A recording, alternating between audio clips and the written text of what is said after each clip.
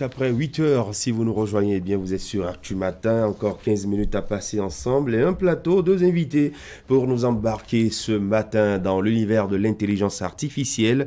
Denis Fidèle, bonjour. Bonjour Christian. Bienvenue. Merci. Oluwafemi Lodjo, bonjour. Bonjour.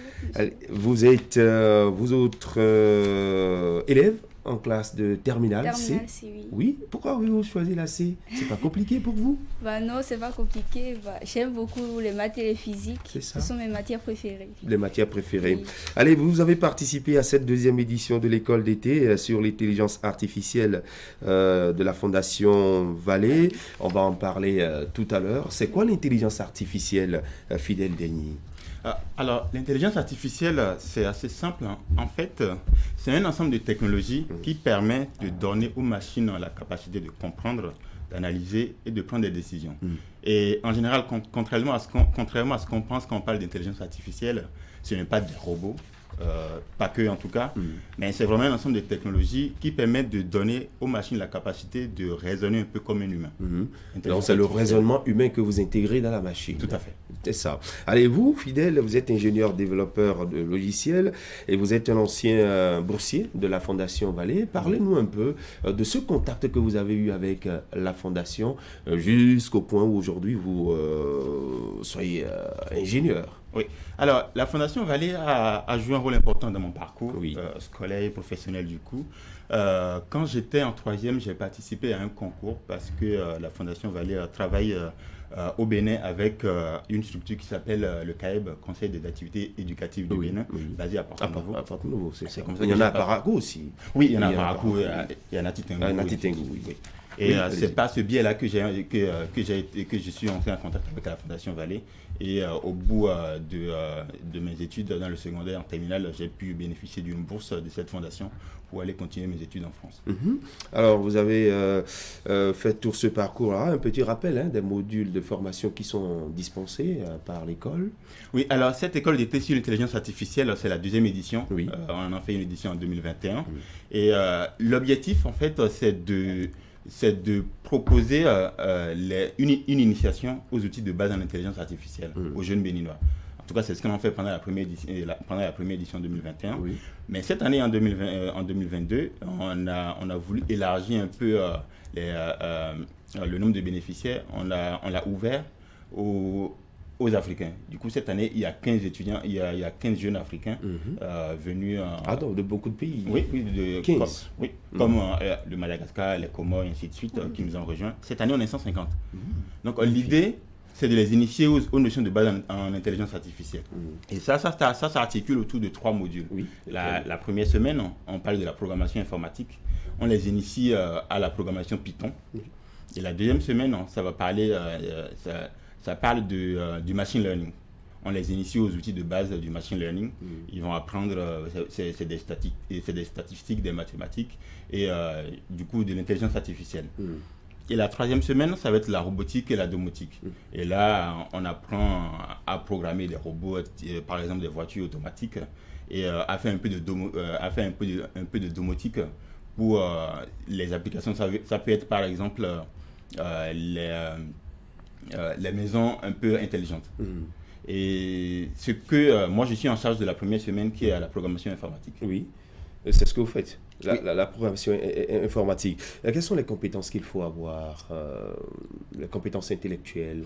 Quelle formation de base? Pour faire de la programmation informatique? Non, pour participer par exemple à cette école d'été. Pour participer à cette école d'été, on a voulu inclure tout le monde, qu'on ait un parcours scientifique ou non.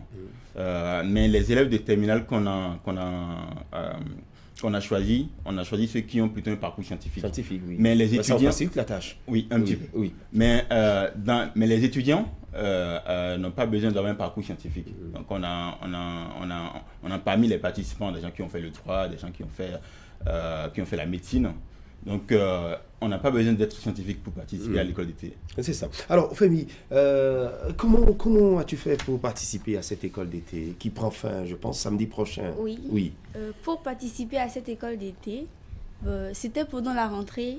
J'étais au cours de mathématiques quand notre directrice, la directrice de mon collège, Roger, a fait interruption dans la salle. Et à moi, il y a une de mes camarades, elle nous a annoncé l'EIA. Voilà, cette école d'été. Et ça m'a beaucoup intéressée. Pour moi, j'ai participé, mais ma camarade a eu un empêchement. Et lorsque j'ai posé ma candidature, il y avait des pièces manquantes. Et puis, au même moment, le lendemain, il y a une autre organisation qui m'a appelé, qui a appelé mes parents pour leur informer que j'étais prise pour une autre formation en informatique à Parakou. Bien, on se serait demandé pourquoi je n'ai pas participé à cette autre formation. Bien, tout simplement parce que la Fondation Vallée, c'est ma fondation qui m'octroie ma bourse. Donc, je leur suis reconnaissante. C'est ça. Et puis, également parce que le président de Béni Excellence, c'est M. Espérant. C'est en quelque sorte mon idole. Un idole, quelque part. Voilà, Vous aimez c'est bien, ça. justement. Oui. Voilà. Et vous étiez là, ça fait quelques semaines déjà. Oui. Et qu'est-ce que vous avez eu à faire, étape par étape? Étape par étape. Bon, comme M. Fidel Denis l'a dit, la première semaine, ce fut la semaine de la programmation. C'est même lui qui nous a fait le cours en programmation. Ce monsieur a une certaine facilité pour expliquer. Je n'avais jamais fait de la programmation. C'est ça. Je n'avais jamais fait de la programmation, mais tout ce qu'il disait, ça entrait facilement. Voilà. Est-ce que vous avez réussi à programmer, vous? Oui, j'ai programmé des algorithmes, j'ai fait des exercices que M. Fidel Denis a donnés, et je m'en sortais plutôt bien. Ça fait 3 semaines. Si vous devez noter chaque semaine, quelle note donnerez-vous? Selon ma compréhension, je donnerai 18 à la première semaine. Oui. Pour la programmation? C'est ça. Oui. Pour le machine learning, j'ai eu un peu de difficultés, mais avec les sciences de renforcement, mon niveau est monté. Je donnerai aussi 18. Et pour la semaine robotique, je dirais même 19, parce que c'est la semaine qui m'a le plus intéressée. C'est ça. Voilà. Vous étiez au contact d'une certaine réalité. C'est ça. Alors, quelle fut votre relation, les relations que vous avez eues avec les autres participants qui sont venus de beaucoup d'autres pays? Effectivement, au début, j'étais plutôt introvertie. Oui. Mais à partir de la deuxième semaine, il y a eu des organisations un peu lucratives. Par exemple, il y a la fondation AWA, African Women in Action, qui a participé, qui a organisé des séances entre filles. Et là, j'ai pu me rapprocher de mes camarades. Il y avait beaucoup de filles? Oui, Il y a beaucoup toutes de les filles. Toutes les filles. Toutes les filles. D'accord. Allez, Monsieur Denis, finalement, votre appréciation avec les participants qui sont venus suivre un peu vos formations? Alors, ce qu'il faut dire, la première chose qui saute aux yeux à l'école d'été sur l'intelligence artificielle, c'est la curiosité de tous les participants qui sont là. À la base, on programme les cours de 8h à midi, mais en général, on va jusqu'à 13h, 13h30 parfois, parce qu'ils sont très curieux, ils posent plein de questions, et ça, j'aime beaucoup. Ils ne vous ralentissent pas? Ils ne vous ont pas du tout ralenti? Non. Alors, nous sommes pratiquement dans la dernière semaine de cette école d'été. Comment ça va se passer? Comment l'organisez-vous? Alors, cette dernière semaine, comme je le disais, on fait 3 modules pendant l'école d'été. Et la dernière semaine, c'est la semaine des applications. Et on propose 10 projets sur lesquels les participants vont se répartir et travailler sur des projets concrets. Par exemple, un projet de l'optimisation d'un moteur de recherche d'un site de vente en ligne, un projet de chaîne logistique, par exemple, de simulation de chaîne logistique, et un autre projet sur l'épidémiologie. L'idée, c'est que les participants travaillent sur ces projets-là pendant une semaine, et à la fin, le jour de C'est vous qui leur a proposé ça? Oui. En tout cas, le comité. Oui, le comité. Il y a 10 projets en tout. Et l'idée, c'est que le jour de la clôture de l'école d'été, c'est-à-dire le samedi prochain, ils vont présenter ce qu'ils ont fait. Il y aura un stand où chaque groupe va présenter ce qu'il a fait pendant cette semaine. Et lequel vous intéresse de tous les 10 projets sélectionnés? Alors, j'aurais du mal à choisir un seul projet. Oui. Déjà, il y a un projet qui m'intéresse beaucoup parce que c'est moi qui l'ai proposé. C'est moi qui dirige ce projet-là, mais il a été proposé par M. Espérant, pardon. C'est le projet moteur de recherche. Et le deuxième projet qui m'intéresse beaucoup, c'est un projet qu'on appelle le projet Poulaille. Le nom dit comme ça peut faire un peu marrer, mais c'est un projet très intéressant parce que l'objectif, c'est d'utiliser l'apprentissage profond et la vision par ordinateur pour compter automatiquement le nombre de poules qu'il y a dans un poulailler. Ah bon? Oui. Magnifique. C'est intéressant. Allez, quel est le thème sur lequel vous avez travaillé, vous? Moi, je travaille sur voiture automatique. Ah bon? Oui.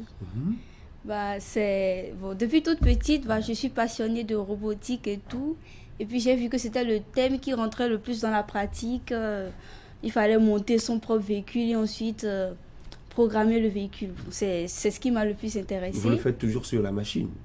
Oui, c'est ça. Sur la machine. Oui. Et quand est-ce que vous allez le transposer dans la réalité? On va sortir de l'artificiel pour la réalité? En fait, on réalise d'abord de petits véhicules qui peuvent automatiques. Bon, le but, c'est de laisser le véhicule conduire en évitant les obstacles. Donc le véhicule conduit tout seul, on ne le dirige pas, mais il évite les obstacles. En fait, c'est un peu ça. D'accord. Vous avez mis des capteurs apparemment. Voilà, c'est ça. Des capteurs d'obstacles. Alors, quel formateur africain vous a marqué tout au long de cette école d'été? Vous allez me dire tous, pratiquement. Oui, cette question, elle est un peu compliquée. Mais je peux vous dire que ce qui m'a marqué chez eux, c'est leur facilité à expliquer. Je sais que quand ils expliquent, j'ai une certaine facilité à comprendre. Comme je vous l'avais dit, monsieur. Une très bonne méthodologie qu'ils adoptent. C'est ça. Et leur mot préféré, leur expression préférée, c'est du coup. Monsieur Fidel, il l'a même déjà dit 2 fois. Déjà, même tout de suite. Déjà, oui. Remarqué en plateau. Alors, on va évoluer très rapidement. Là, du mal à noter, les enseignants, les formateurs et autres. Et vous, il y a eu une première édition, c'est la deuxième. Si on vous demandait quand même de donner vos appréciations sur le déroulement comparativement à la première édition, que direz-vous? D'ailleurs, par rapport à la première édition, il y a eu quelques innovations cette année. Par exemple, on a organisé une version qu'on appelait Junior, où on a choisi d'initier des élèves de la 6e en 3e à la programmation aussi, mais avec un autre langage de programmation qui s'appelle Scratch. Et aussi le fait d'avoir invité des participants africains, en tout cas hors du Bénin, à cette édition. Donc l'idée, c'est d'améliorer au fur et à mesure l'école d'été sur l'intelligence artificielle, parce qu'à chaque édition, on en apprend toujours plus. Donc après, c'est un peu difficile de se noter soi-même. Mais ce que je vais dire, c'est que venez nous voir le samedi prochain pour voir le résultat de ce qu'on a fait pendant ces 4 semaines et vous verrez par vous-même. C'est ça, le samedi 13 août, ce sera la clôture donc, de cette deuxième édition de l'école d'été de l'intelligence artificielle. Vous avez dit un peu sur à quoi nous allons assister, des expositions avec des démonstrations sur les 10 projets qui sont sélectionnés. Allez, c'est un rendez-vous qui est pris rapidement, l'adresse Alors, ça va se passer à la bibliothèque Bénin Excellence de Godomain. C'est dans avant la clinique Bioso, en quittant le carrefour à Wedon. Non loin du Nouveau Goudron. C'est ça. Du Nouveau Goudron.